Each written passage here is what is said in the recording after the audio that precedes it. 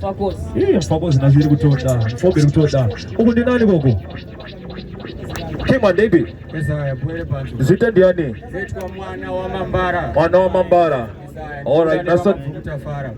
mwana wa Mambara mabhuku tafara okay tobada taka ni tafara yoyo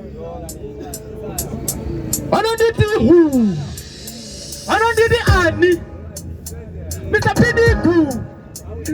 anonditi mwana wa Mambara DJ Guns one drop.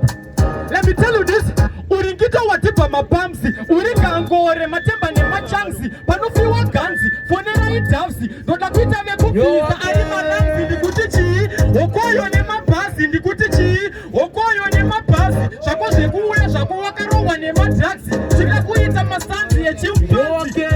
Fantad madivazi mpona irisi tamtamu ndoritsata muzakuita kunge battleground azora kuti zimpona irisi saskamu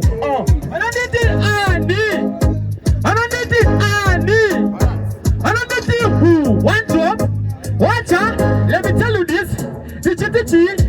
andina kiwa babandiri edzi shokoricha manyadema uya ni mapeti 130 wani vanosiya mateti unonitsisira yembedze chipepi wachamba bota sei usinga gesi panapa tuonino nowane kuizwashe